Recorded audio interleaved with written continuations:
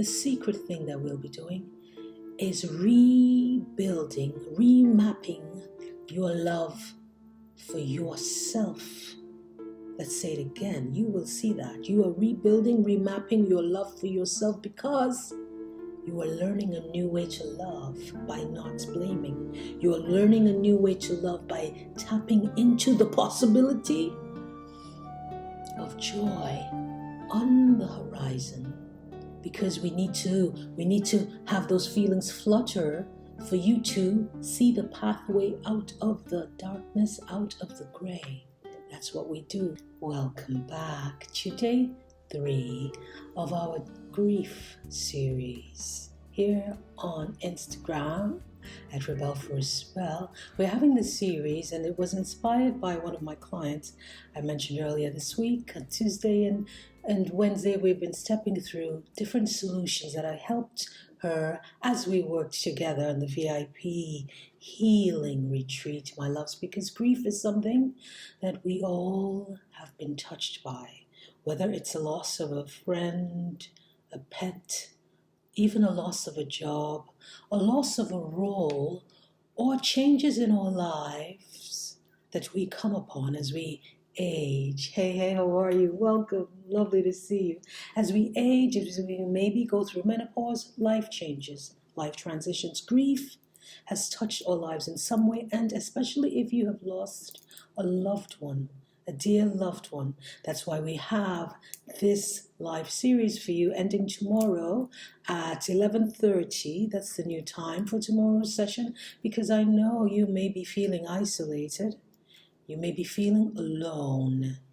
You may be tempted to crawl up into a ball and maybe blame yourself, blame the whole wide world, isolate, disassociate from the things, the people, and the places that you used to love, to be a part of, to share your time with. And that disassociation over time is not healthy for you, my love. That can extend into depression. That can extend into unloving ways that we may be tempted, especially with the negative thoughts that come up for us again and again, the feelings of loss that come up for us. I know you have tried many solutions, as my client did this weekend in our VIP session. She was trying therapy, journaling, using healing crystals, using exercise as a way to regulate her emotions, regulate the chemical balance within her body, my loves. And that's why we had that intense series of exercises, of work, of loving support for her. And I'm sharing that with you today, my love, because this session focuses on how to protect yourself as you go through the different stages of grief, as you go through the different stages of healing, and as you learn the moves and the rhythm of the woman you become as a result of being touched by grief. And why do I say protection, my loves? I say we need the protection because, especially if you've lost a loved one, or you are dealing with a loved one who is in the transition stage of his or her life, dealing with a fatal illness, or you've lost a loved one in a different way, whether sudden or over a prolonged period of time, you have been a different human. You have had a different sensibility. You have been a different person at different stages of that relationship with that person, with that pet, with that role, the job title. And because the relationship you have had, even if it's over a period of a year, you know, my loves, especially as women, we grow and we learn and we trying on new personalities, new ways of thinking. So that's why we are going to look at this in segments. So we are going to compartmentalize the protection you need because you have had a connection with that person at different stages in your life, especially if the person is a parent or a sister or a brother, a loved one or a friend whom you've known over a series of years. The person you were when you first met that person, were you a child? Ask yourself this. That woman, that child, that little girl needs a different type of protection than the woman who became your age now. So that's where we're going to zero in on that, because our ability to integrate and to absorb and to regulate our emotions is deeply attached to the state we were when we began to experience that relationship. So we're going to deal with the little girl, how to protect her if she had a relationship with the person whom you've lost. Then when you're a teenager, we deal with that as a form of protection, because the way you react to the grieving process, the way you cope to the grieving process is attached to each stage of that relationship. Were you in your 20s when you first met that person? Did you have significant life changes when you built and secure that relationship with your loved one, with your friend? Did you first meet that person when you were getting married, when you had your first child? Was that person helpful in that regard? Did they help you with your university application? Did they attend your wedding? All of this affects the protection that you need and how you will react as you go through the different stages. Monday, we talked about the emotions of grief. Tuesday, we talked about the emotions of grief. Wednesday, we talked about healing the grieving body. Today, the protection. Boundaries. How to protect yourself, my love. First thing, step one. We're going to go through this in series. I encourage you, I invite you to do exactly what I just stepped through.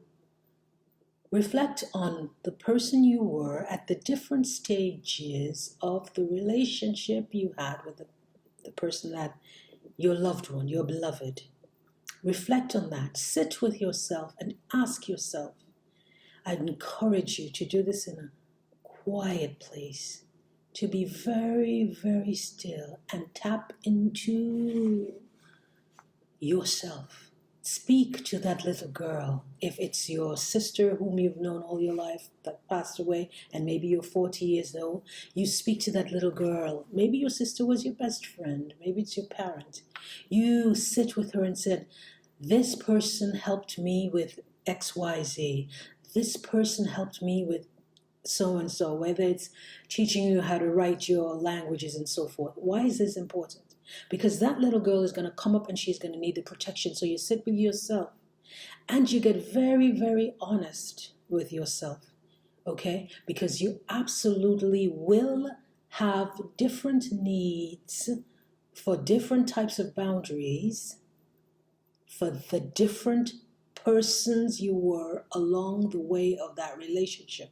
So that's why we get clear. Number two, my loves, as you settle into doing the checklist we talk about Tuesday, the check in with yourself, as you check in with yourself, as you schedule healing, you may realize that a lot of people may be coming at you, especially if you come from a large family. Let's say you come from a large family, or you come from a small family, or you know people on your job may be reaching out to you, asking you all these questions.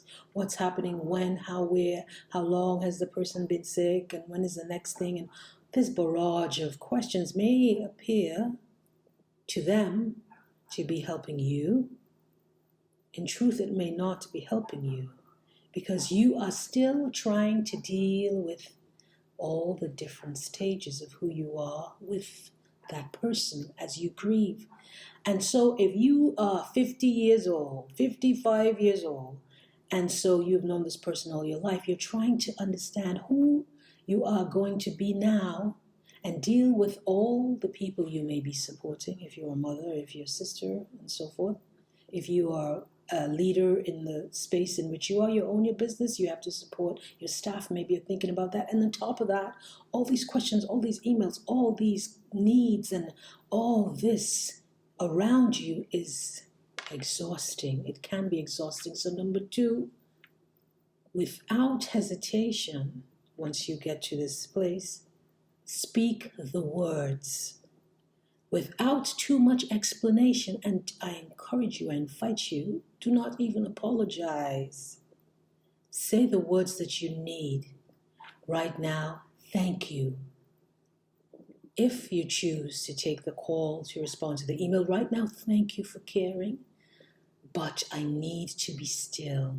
Yes, these are the words you share. I need to be quiet.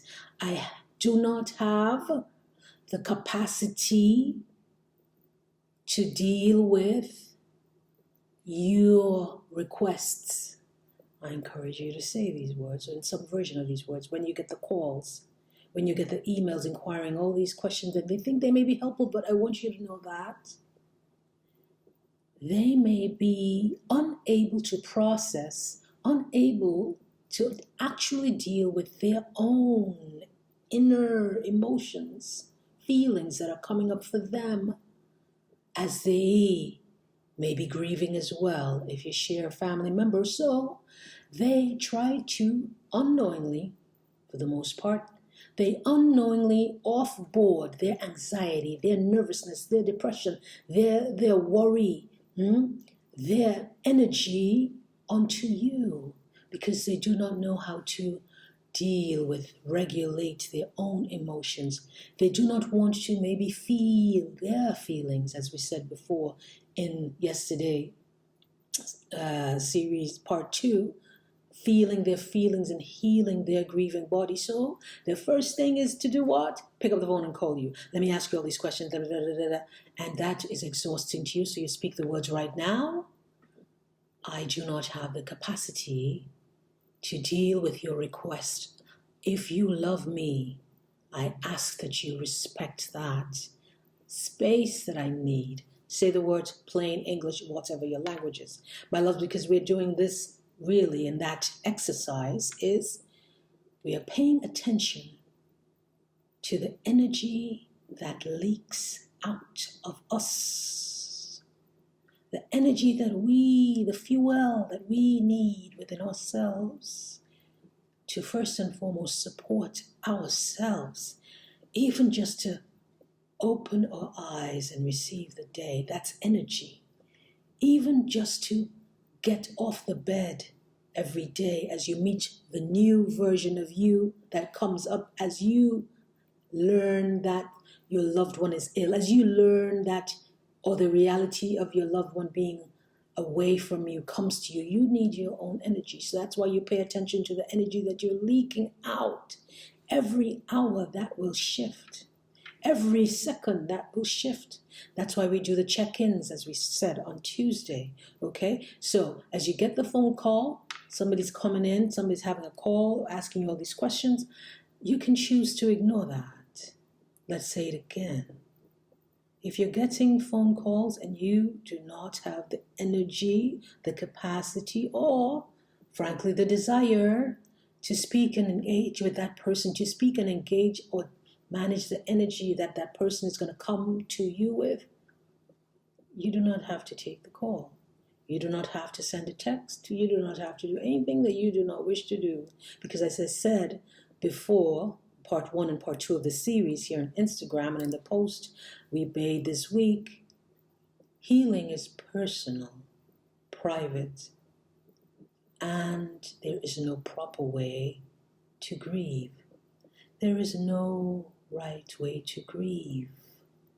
Only you decide the pace, the rhythm, the needs, the silence that you need, and you never have to explain your actions, your sanctuary of seeking peace to anyone. Never. And because sometimes you do not have the ability to take time off from work, or the possibility of not being a mother to your children. If you're a mom, you know you are forever a mom, or an aunt or sister, or whatever, caregiver. You're always on call in that way. You need every ounce of energy that you can. So that's why we say we're going to pay attention to the energy we leak out. And my loves, if you do not have the ability to take sick time, you maybe have used up all your vacation, so you're unable to take time away for yourself. You may even ask your doctor to give you a note or something that says bereavement, not necessarily bereavement, but time away, so your boss can see that, because some companies do not do not accommodate, do not understand their workload. It's all about work and you're grieving. Sometimes, from some of my clients, it may to them be an inconvenience. I had to say it. So that's why you need to prioritize. I encourage you to prioritize and protect yourself from the stress that the work may be bringing to you and the demands on your time, demands on your energy.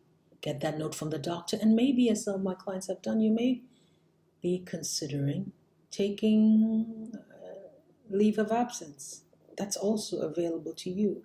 Because, my loves, let's tell the truth in this capitalistic society, many times your mental health, your emotional health is not the number one priority of anybody but you. You are responsible for that. That's why we say pay attention to the energy you're leaking. Next, my loves, the next step. If you find as you grieve, we're talking about how to protect yourself as you grieve and heal. If you find as you're healing, you have a tendency, and this happens, my love, at the different stages of grief, you have a tendency to blame yourself for things left unsaid to that loved one. Yes, that may come up for you, as it does my clients. You may have things left unsaid that the person is passed away now. You don't have the capacity. The person is in a stage in the illness where they may be incoherent, unable to speak. In my case, especially with the passing of my grandmother, you may wish, I wish I had said this. I encourage you, I invite you, my loves, to not blame yourself, and invite yourself, when that blame shows up, grab a pen, grab your paintbrush, put on that favorite music that he loved. This is how you protect yourself, my love.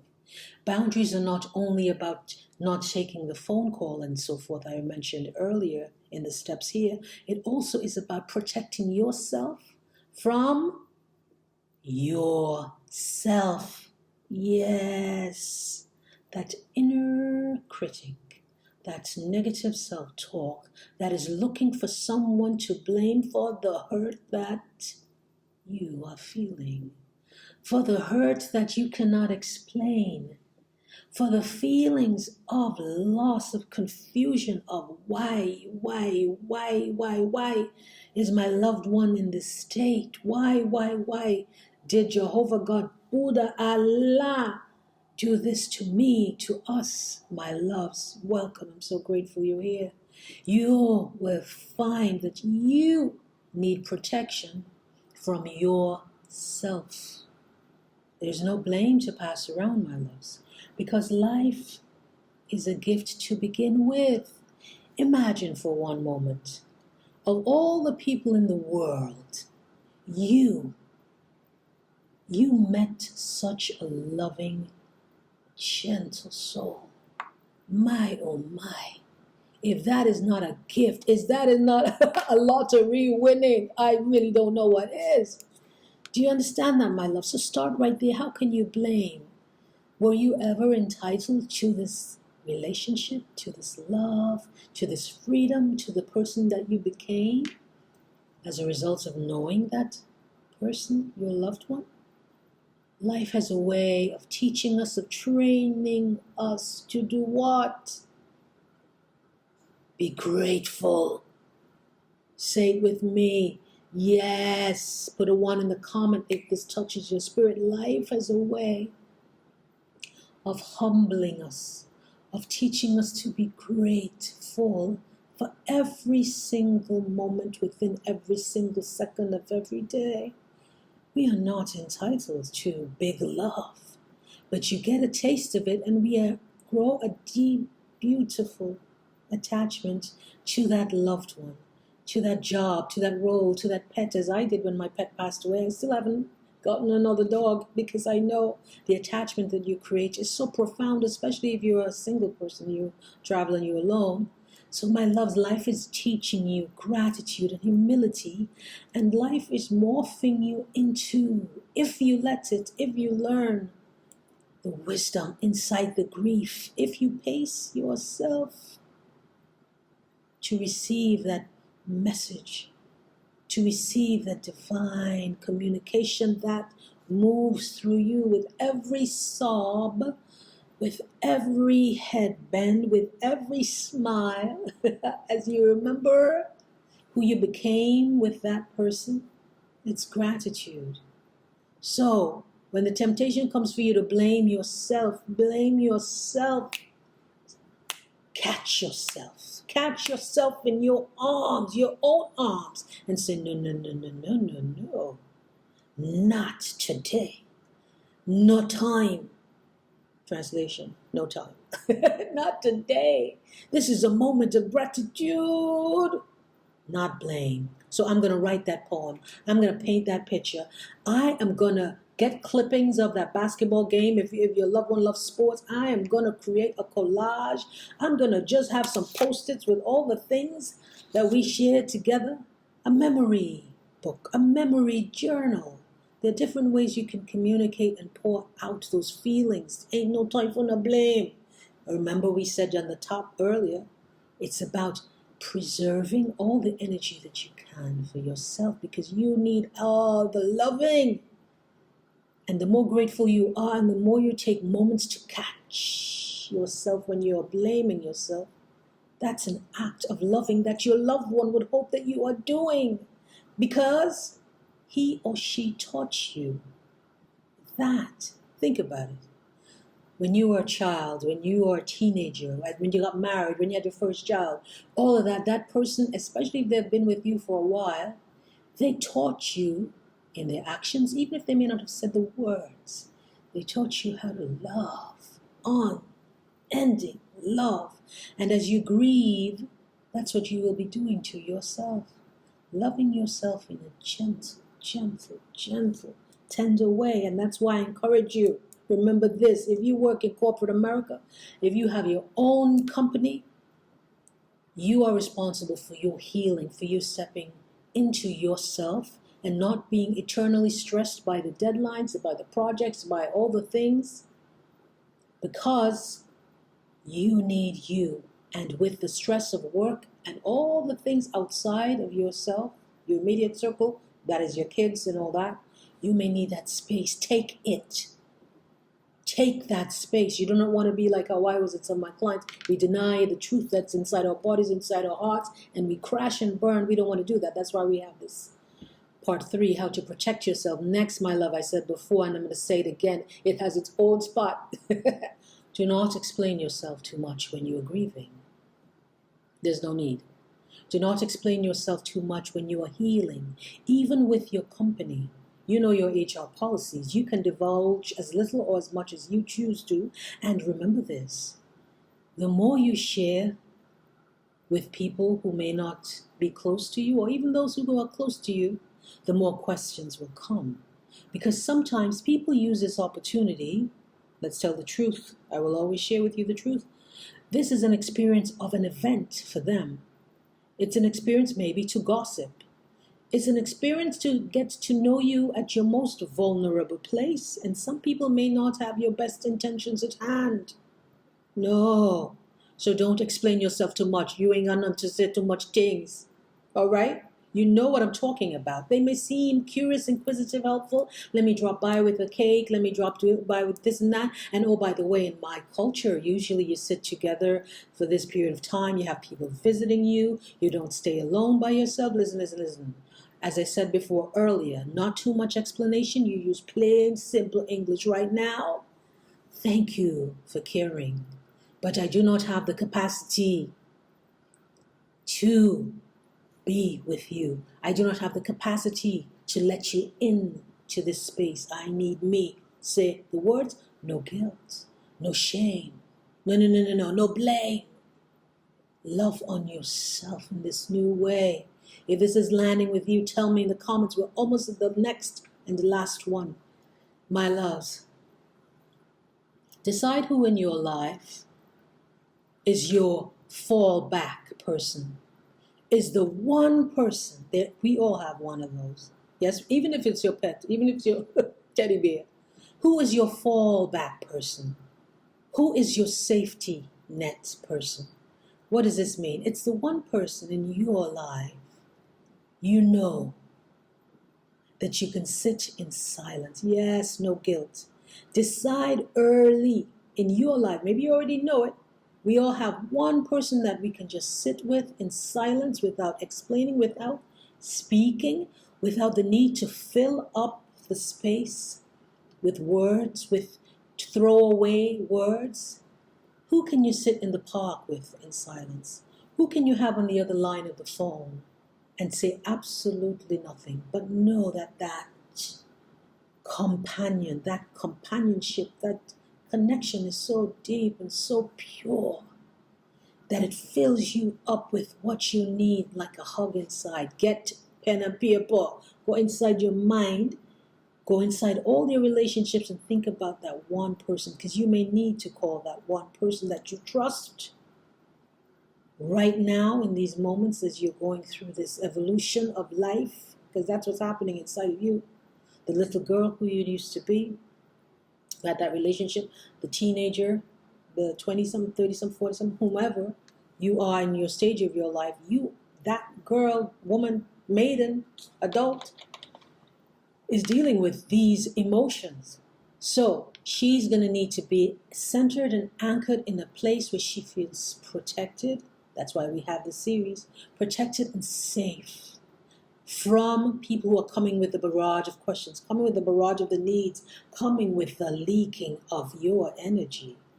Find who that person is, because you may need to call on that person to do, maybe pick up your child, maybe help you write a letter without asking questions and hurting you in another way by not realizing that all you need right now is what you need right now, not what the person may think they need to give you, because egos show up. Let's have that conversation, my loves.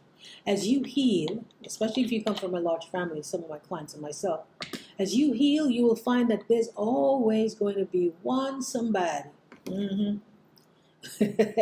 one somebody who wants to be the star of the show. The star of the show who's going to want to have their ego show up and solve all the problems in the world. I'm glad it's landing for you, my loves.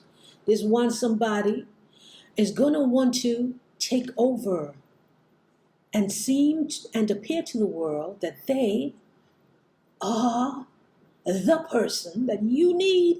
Even though if you didn't appoint them as the person who is your safety person, as I mentioned, they are going to be the person who has such a narcissistic tendency to try to take care of everything, but in a way that's hurtful to you.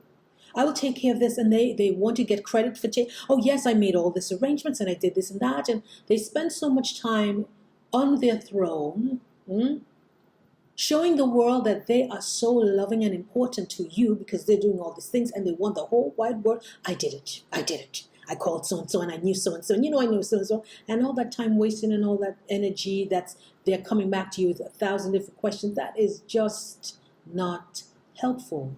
There should be no ego. That's why that person ain't your safety person. Okay?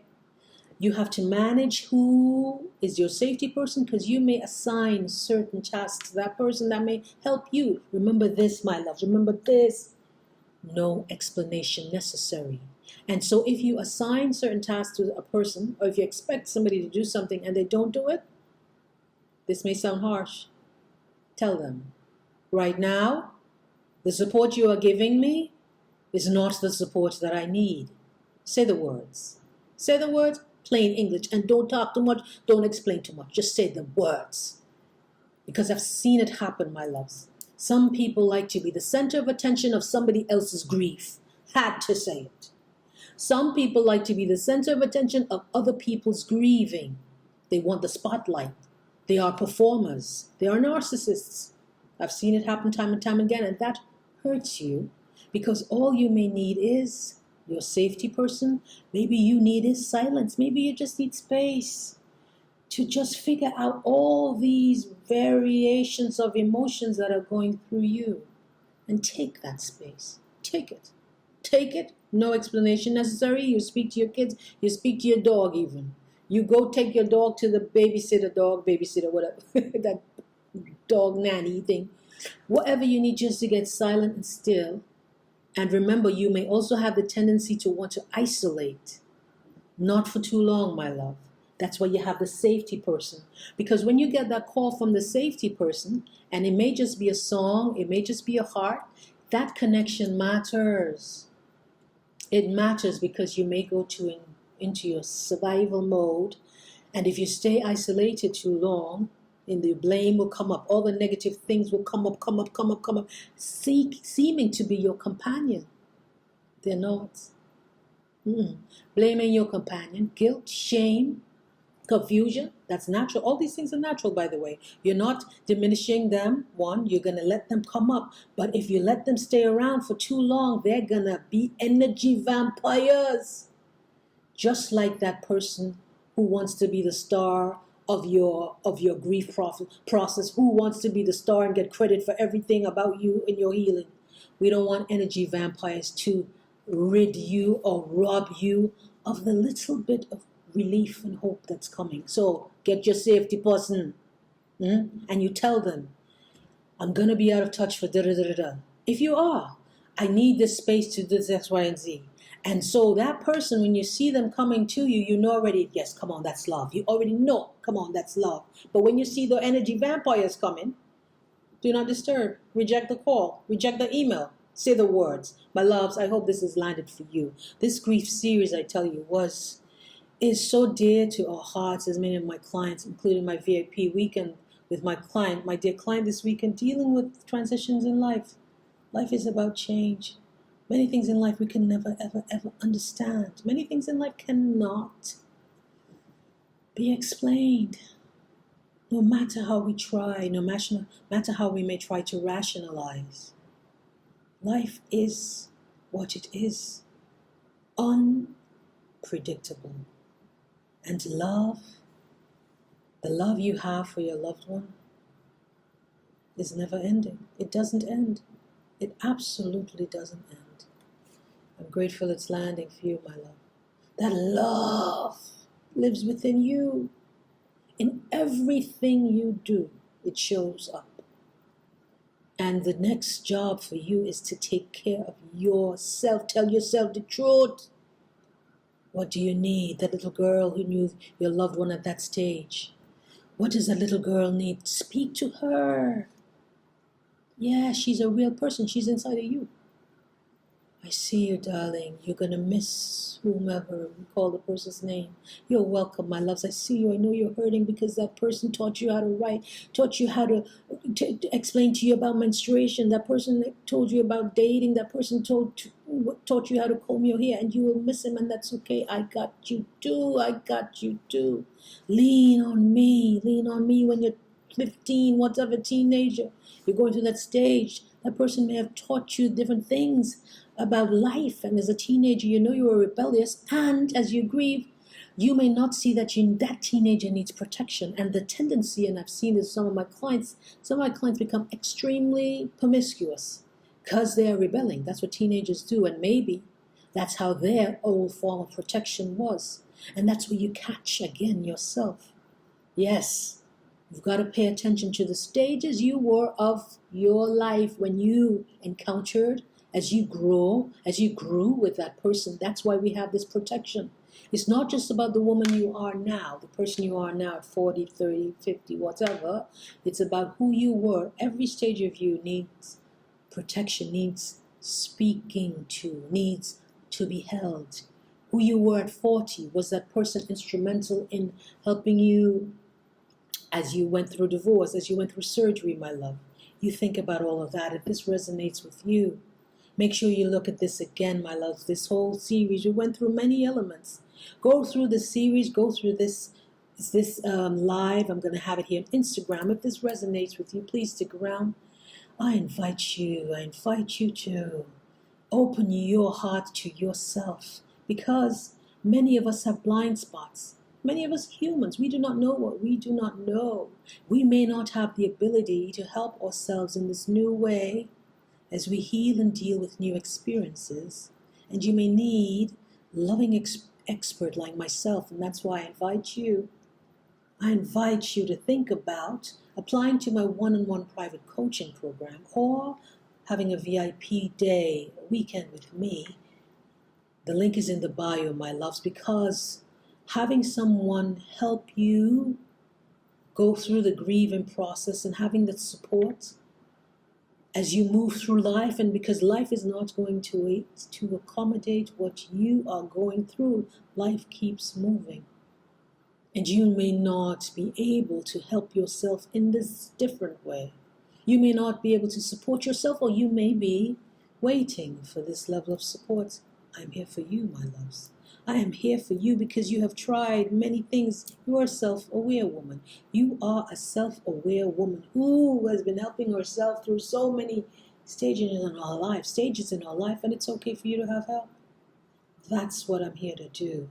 That's what I'm here to help you, my loves, because just like my client, you can decide who you want to incorporate in your life, who you will let come through your life, whether it's an email, whether it's a phone call, whether it is someone showing up at your door. You decide that with one powerful decision inside yourself. With the inner work we will do, like I've done with my client, you have no shame in saying the words, thank you, but I do not have the capacity to give you what you need to take that call. And my loves, remember this, you do not even have to say the words. If you don't feel like it, don't take the call. Don't take the email, don't do it. No shame, no guilt. That's what love is. No shame, no guilt, no blame. That's what love is. And you are loving yourself in a new way. My loves, another thing my client and I work through, and I want to show you this other way of protecting yourself, expanding this, and you learn in our treatment, in our one-on-one private customized treatment plan. You think about keeping some elements of your schedule on schedule. The temptation may be again to isolate, to disconnect from the world, to disconnect, to draw into yourself and to feed your soul with depression, negative thoughts, blame. I'm encouraging you to keep your schedule. So what does this mean? You normally go running, go running. Maybe you go walking then instead of running. You normally do XYZ at this time of the day. Keep to your schedule as much as you can, some elements of it, so there's normalcy in your life in this period of chaos, in this period of upheaval. There's some type of inner home, inner predictability that you can go back into, because that pattern that you created before this grief came into your life somehow was supporting your life, yes? So you want to keep that, as my client and I worked through this weekend. You may think, before this grief, I used to go and check out this video or this comedy show or whatever. I used to go to the beach. I used to go yoga. I used to do whatever it is you used to do with your dog. Have some level of normalcy. That's important for you, my loves. It helps to anchor you in something other than the survival energy that will come into you, like I did with my client, and I will do with you, my love, because the grieving help, I'm so grateful it's landed with you. The healing process, dealing with grief, is intimate, private, personal. It's no one size fit all. That's not possible, because your connection with that person is not one size fit all. It changed every day. Think about it. Who you were at 8 o'clock with that person was not the same person at 9 o'clock, meaning your personality changed. The conversations you've had changed. And so now all of that is extracted. That person may be dealing with illness, or the person may not be with you anymore. And so you have to step into different rhythms of your life. So keeping a semblance of normalcy, as I help my client VIP, I'll do the same for you by remembering what. And as we heal, as I help you in this VIP or the one-on-one, you will realize that inside of that, the secret thing that we'll be doing, is rebuilding, remapping your love for yourself. Let's say it again. You will see that. You are rebuilding, remapping your love for yourself, because you are learning a new way to love by not blaming. You are learning a new way to love by tapping into the possibility of joy on the horizon, because we need to have those feelings flutter for you to see the pathway out of the darkness, out of the gray. That's what we do. That's what I did with my client this weekend, and it is a rhythm that slowly comes. Because the more you stay and live in the negative emotions in your body, we talked about it in part 2 of the series, the more you have those negative emotions being the primary emotions, the more they get to the cellular level, and the more they settle and change your personality, change the way you live. Joy is a window that's right there waiting for you, and will slowly open it up so you can step into that feeling of love, gratitude for yourself. That's what I offer you, like I've done with my client in the VIP weekend. My loves, the link is in the bio. I hope this resonates with you. If this has helped you, please share it with a loved one, share it with your friend. Tell me in the comments below. Share this full series, part of the series. Send me a message. I'm here for you always. You deserve healing. You are meant to love. You are not meant to hurt. You had the gift of knowing, spending time with that loved one. My gosh, what's the chance of that? And now you're loving them in another way. Yes, that's what it is. In another way, you're loving them by loving yourself. Always and forever, you are worthy. I'm here for you, my loves. Your coach, Gwen. Be good to yourself. Be kind to yourself. Slow down and listen to the wisdom in your body, the wisdom in your heart, and the truth, and the knowing that over on the other side of the feelings of loss is hope, is relief, is healing. Hope, relief, healing on the other side of the emotions you're going through. And I am here for you always. Whenever you need loving support, I'm here for you. Be well, my love. Another video is waiting for you.